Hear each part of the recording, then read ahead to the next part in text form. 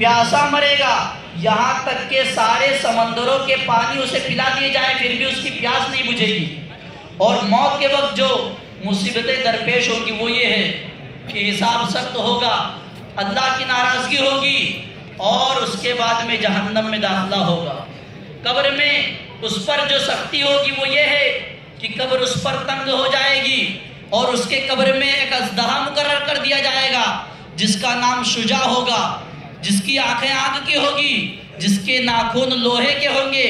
وہ کڑکدار بجلی آواز میں میت سے ہم کلام کرے گا اور کہے گا کہ اللہ رب العزت نے مجھے تجھ پر مسلط کیا ہے کہ تاکہ میں تجھے تیرے نماز کے ضائع کرنے کے بدلے میں، فجر کی نماز کے ضائع کرنے کے بدلے میں ظہر تک ڈستا رہے، اور ظہر کی نماز کے ضائع کرنے کے بدلے میں عصر تک ڈستا رہے، اور عصر کی نماز کے ضائع کرنے کے بدلے میں رہے، اور عشاء کی نماز کے ضائع کرنے کے بدلے میں تجھے فجر تک ڈستا رہے۔ اسی طرح قیامت تک اس کو سزا دی جائے گی، اور جب وہ گنجا اژدہا جس کا نام شجاع ہے وہ جب اس بے نمازی کو ڈسے گا تو وہ 70 ہاتھ زمین میں دھس جائے گا۔ اللہ اکبر، 70 ہاتھ زمین میں دھس جائے گا۔ یاد رکھیں میرے بھائی، نماز ہر حال میں فرض ہے۔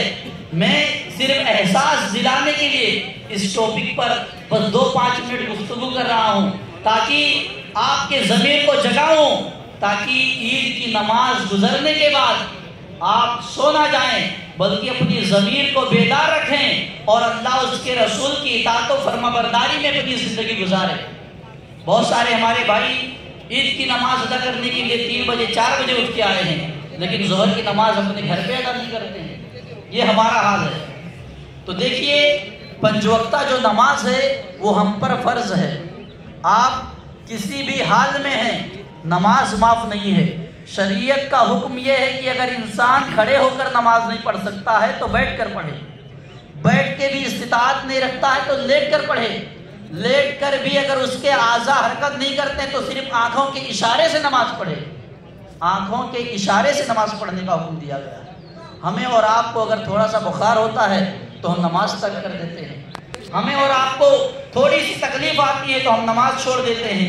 میرے بھائی، اپنے سارے دنیاوی امور کے لیے ہم اپنا وقت نکال دیتے ہیں، لیکن جب نماز پڑھنے کی باری آتی ہے تو ہمارے پاس ٹائم نہیں